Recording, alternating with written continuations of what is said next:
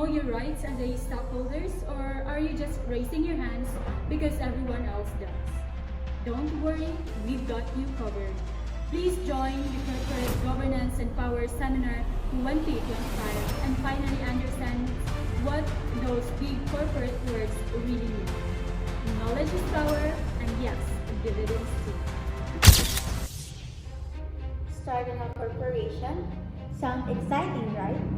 You're the boss, the CEO, the big shot. But behind the tree are endless fees, forms, and signature. And trust me, it's enough to give you a mind. It's not a telenovela, but it sure feels like one. Plot twist. The veiling is paperwork. Don't panic, it's organic. Kidding! What we mean is don't panic because Corp Smart Solution has your back. We handle boring stuff. Yes, endless documents, deadlines, and legal headaches. So, you don't have to. Problem solved. And what will you handle? Oh, just the fun part like making millions. Or at least your first sale at the Sari Sari store. So start smart, grow strong, and avoid corporate drama. With Corpsma Solution, business becomes simple, fast, and yes, organic. Don't panic, it's organic.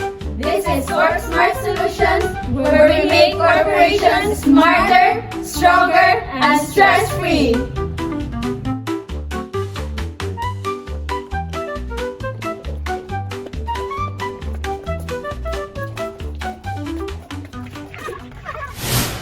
Many of us understand a corporation as this abstract being that is motivated by greed. But what exactly is a corporation? To understand this, let's start from the very beginning. Meet John. John is an entrepreneur who owns a lemonade stand and sells lemonade to his neighbors to make a profit. And because John operates the business under his own name, the structure is called a sole proprietorship. This structure is very common at early stages of a business, but is not ideal as the business grows. That is because of the legal risks surrounding it. If someone was to ever sue the lemonade business and win, John would be personally liable for such damages and could potentially result in him having to sell his house to settle the claim. Instead, what John can do to protect himself is to detach his name from the business by incorporating. This broadly means putting up legal walls around his business assets, including the stand, raw material, and cash used to finance business operations. Under the law, this newly formed corporation is separate from John. So even though John, as the owner, is making all the decisions, it is the corporation that hires the employees, enters into contracts, borrows money, and pays taxes. For this reason, any transactions between the corporation and all stakeholders need to be legally documented through a contractual agreement, even for something as trivial as withdrawing cash from the corporation. Most corporations follow this basic pattern, including many of the big names such as Amazon, Microsoft, or Apple. The difference is that there are many more assets inside these corporate walls, such as thousands of employees, intellectual properties, trademark, computers, inventory, or machinery. These larger corporations also transact with many more vendors, suppliers, and contractors.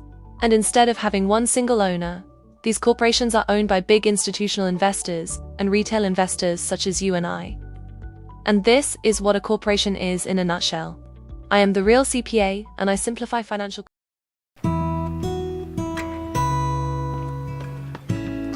Earth to Denise. Uy! Thanks, Bes! Teka, bakit? Ayaw mo ba? Uy, hindi naman. Feeling ko lang kasi parang medyo koto na ako sa tamis for today. Pero thank you, Bes, ah. Hi! Peso! Sana ako din. Alam mo ba, kahapon nga may pampamarching ba na proposal na ganap eh. Ang sweet, no? Sus, kung Spotify na lang nila yung libre pa. Hay naku, Julia, napaka-hater mo talaga. Wala nagkakagusto sa'yo eh. Alam mo, Bes, it's our senior year. So dapat all or nothing na. Kaya if I were you then, I would ask out na this Mr. Dream Girl of your life na 4 years mo na hinihintay, oh. 4 long years, Bes. Hanggang saan ka pa ba maghihintay? Mamaya taken na yun. Di pa siya taken. Oy, ano? Perfect pa din. Oh, ang cute-cute talaga ng best friend ko. Super sweet!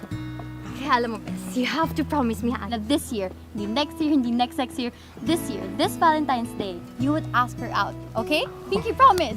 Pinky promise na! Oo, ito. Pinky promise. I Promise will. na yan, ha? Oo, I will promise. Buti na nga lang din nandito siya eh. Oh, hindi talaga? Nasaan? Yun! Siya ba yun? Siya yun Hindi nun. kasi ano ka ba? Hindi. Uy, sino? Sino ba?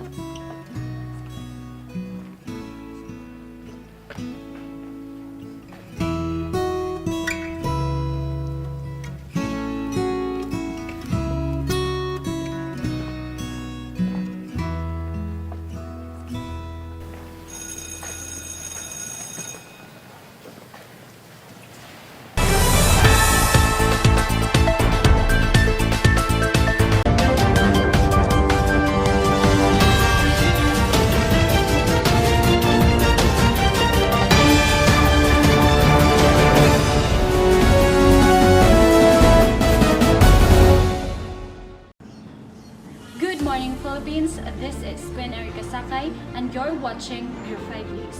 Today, we bring you an in-depth report on corporate powers, governance, and dissolution under the revised Corporation Code of the Philippines. From the role of the directors to the rights of the stockholders, and even how the corporations come to an end, we've got the details covered. We begin with corporate powers. According to Section 35 of the RCC, corporations enjoy three main powers. First are express powers, which are those specifically stated in the law or the articles of incorporation. Second are implied powers, which are necessary to carry out the corporation's purpose.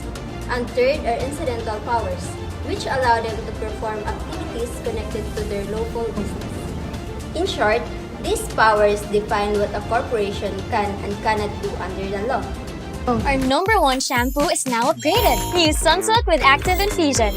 With oils, vitamins, and proteins in every drop. Para all-day smoothing hair.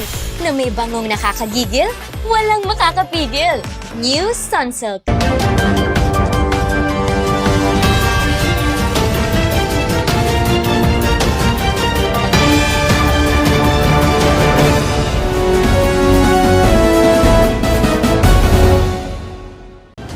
But who exactly exercises these powers?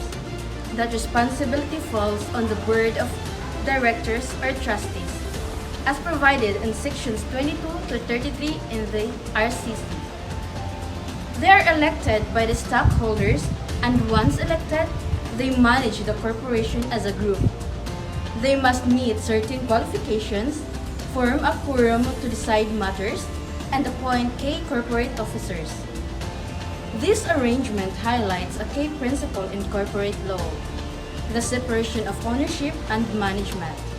Stockholders may own the corporation, but it is the board that makes the decisions and oversees its day-to-day affairs. Of course, stockholders are not powerless. They're protected by important rights under the law. These include the right to vote during corporate meetings, the right to dividends as a share of profits, the appraisal right, which allows them to withdraw if they disagree with certain major changes, and the right to inspect corporate books, ensuring transparency and accountability. On top of this, directors are bound by the doctrine of corporate opportunity. They cannot take for themselves a business deal or opportunity that rightfully belongs to the corporation. Why do it? Why would you make it harder on yourself?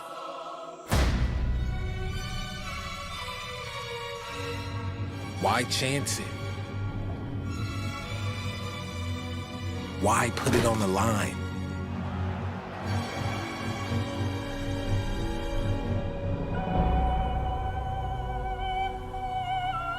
With so much at stake. with so much room to fail? Why risk it? Why would you dare? Seriously, why? You could give everything you have and still lose. But my question is, what if you don't?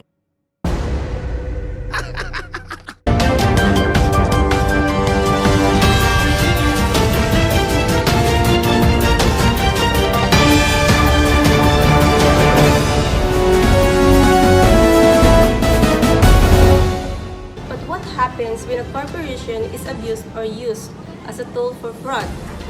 That's when courts apply the principle of piercing the corporate veil. Normally, a corporation has separate legal personality, protecting stockholders from personal liability. However, this protection can be removed if the corporate form is misused. One notable example is the case of Coppel Philippines versus Yarko. In this case, the Supreme Court disregards the separate personality of corporation because it was used to commit fraud.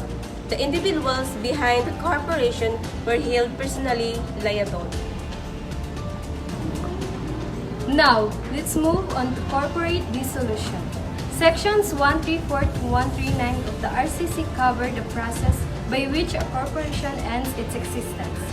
There are two main types: voluntary dissolution, where stockholders themselves decide to close the company, and involuntary dissolution, where the state orders the closure, often due to legal violations or failure to operate lawfully.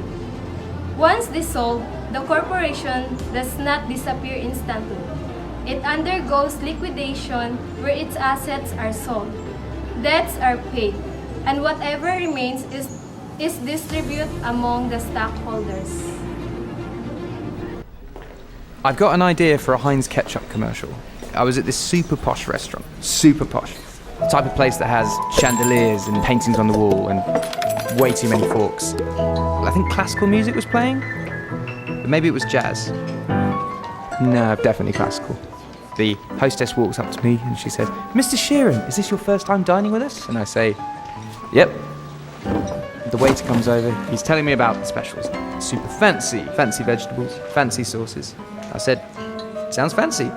So fast forward and the food comes. The waiter goes on to tell me, "We are proud to present this farm to table blah blah blah, posh and fancy blah blah blah, with a side of blah blah blah." You know, the food looked good. I just thought there was something missing. So I reach into my bag and I take out the only thing that can complete me. And at that point, the whole world came to a stop.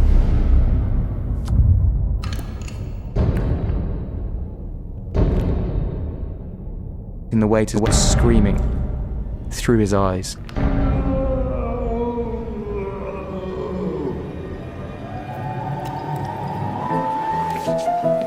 So that's my idea. Do you want to do it?